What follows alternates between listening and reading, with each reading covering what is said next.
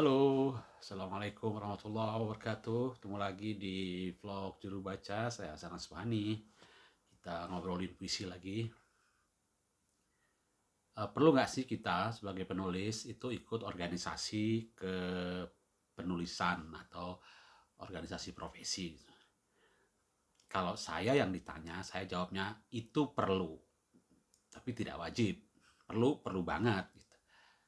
Apapun bentuknya gitu, apalagi ekosistem kepenulisan kita itu kan belum sempurna, belum bagus gitu.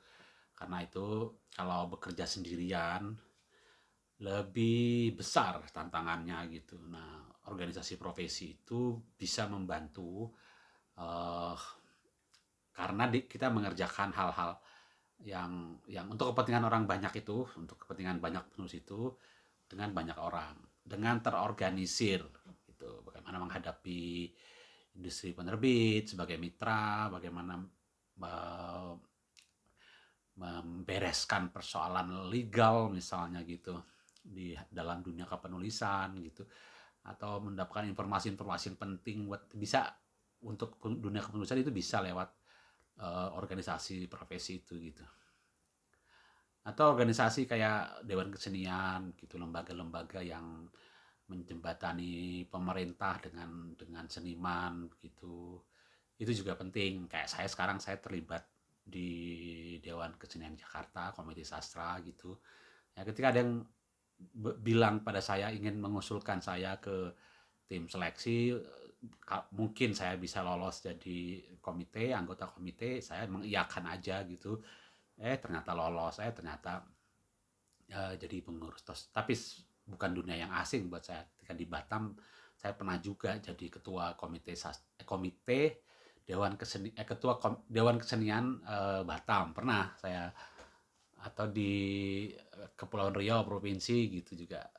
Batam tuh di provinsi Kepulauan Riau. Jadi saya pernah di Batam, pernah juga di provinsinya, di ibu kotanya Tanjung Pinang. Saya juga jadi pengurus Dewan Kesenian Kepri, provinsi Kepri begitu. Jadi saya tahu banget ya, ada gunanya, besar sekali manfaatnya gitu. Kita bergaul, kita tahu perkembangan kesenian di tempat kita tahu perkembangan, mau kita bisa jadi mitra pemerintah untuk memberi masukan atau bahkan mengeksekusi rencana mau dibawa kemana arah perkembangan kesenian di kota kita atau di provinsi kita.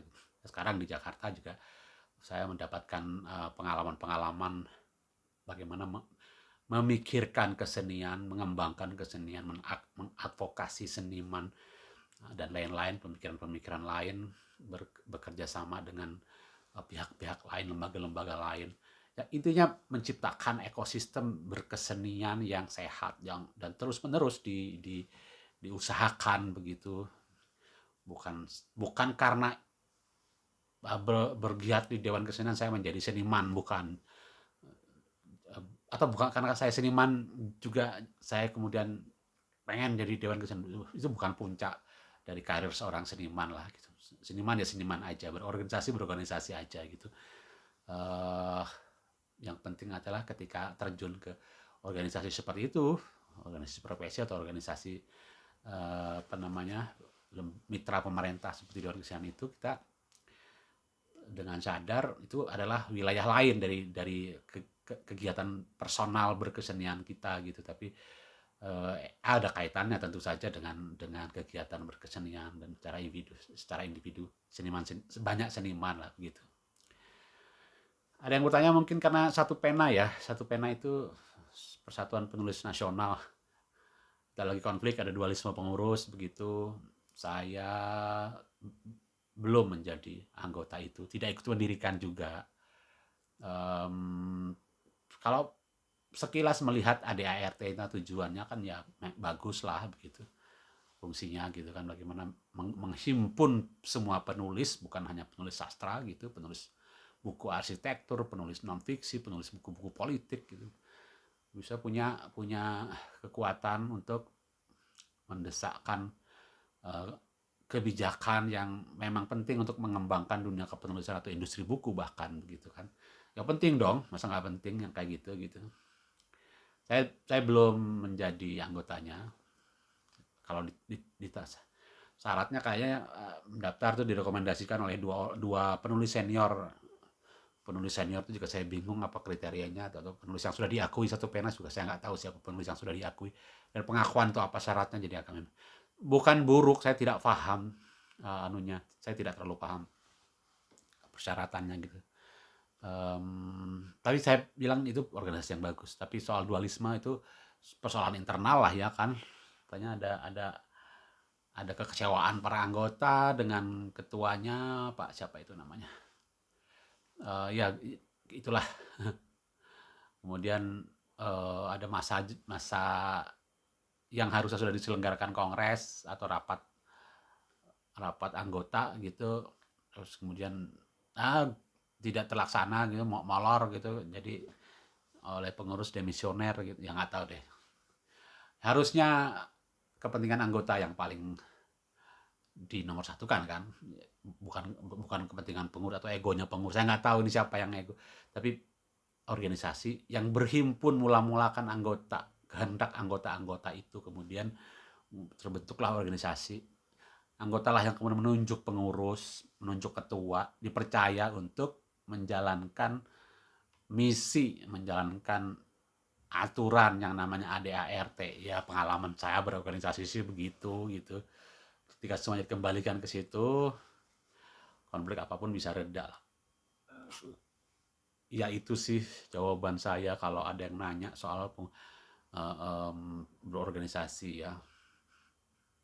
Menulis itu pekerjaan personal, saya sering katakan gitu. Ketika saya menulis, saya personal aja, urusan pribadi saya gitu kan. Bukan karena saya berorganisasi maka saya menulis, bukan karena saya menulis bukan untuk organisasi saya gitu, tidak. Saya menulis untuk diri saya sendiri.